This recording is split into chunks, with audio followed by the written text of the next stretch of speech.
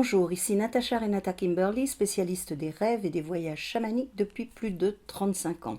Voici une nouvelle vidéo de ma série consacrée aux animaux de pouvoir.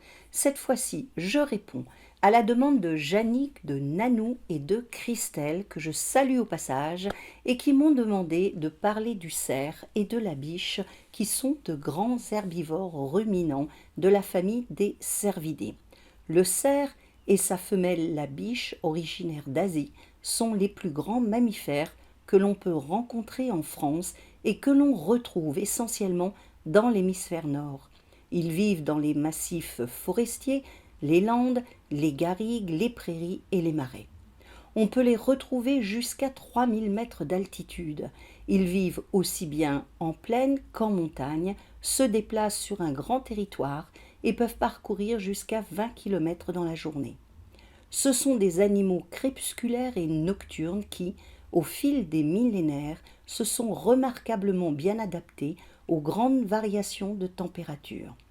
Les cerfs peuvent atteindre une longueur de 2,60 m, une hauteur au garrot de 1,50 m et peuvent peser jusqu'à 300 kg, selon la sous-espèce évidemment. Les femelles sont moins hautes, moins longues et plus légères que les mâles. Leur pelage varie selon l'âge, le sexe et les saisons, et va du brun roux en été au gris-brun en hiver.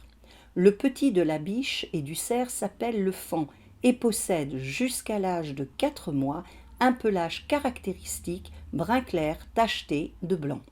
Les mâles, contrairement aux femelles, ont des bois sur la tête qui tombent chaque année à la fin de l'hiver pour commencer à repousser en été.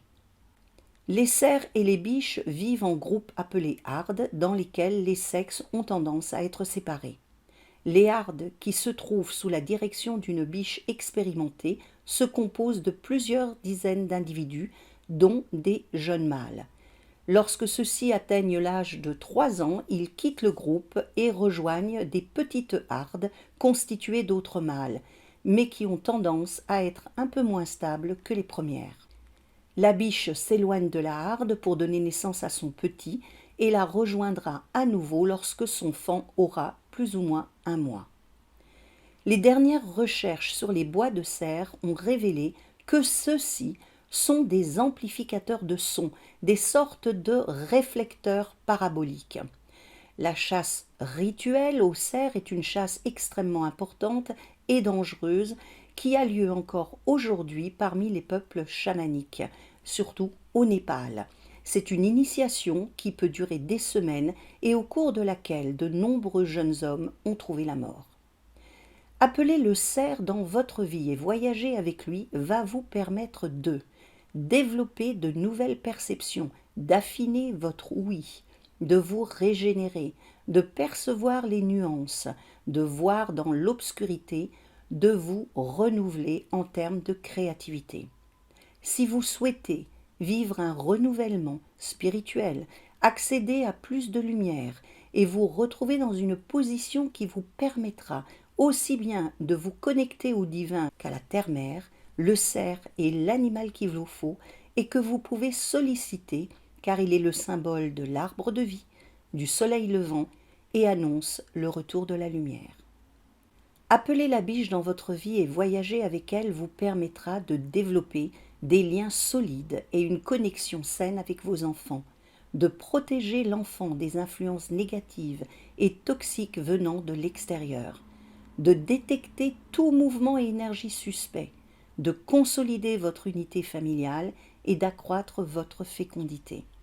Si vous souhaitez retrouver votre innocence perdue, votre fraîcheur d'esprit et votre lien à la nature, développer votre réactivité, votre rapidité et votre prudence, la biche est l'animal dont vous avez besoin et que vous pouvez solliciter car elle est le symbole de l'unité, de l'innocence et du retour à la nature. J'espère que cette vidéo vous donnera envie de voyager avec la biche ou le cerf, ces mammifères qui sont encore aujourd'hui dans bien des cultures en lien avec la royauté et la spiritualité. Si c'est le cas, n'hésitez pas à aimer ce contenu et à vous abonner à la chaîne. Et cliquez sur la cloche pour être prévenu de la sortie des prochaines vidéos. Je vous dis à la semaine prochaine avec la marmotte à la demande d'Elena. Rêvons et voyageons ensemble.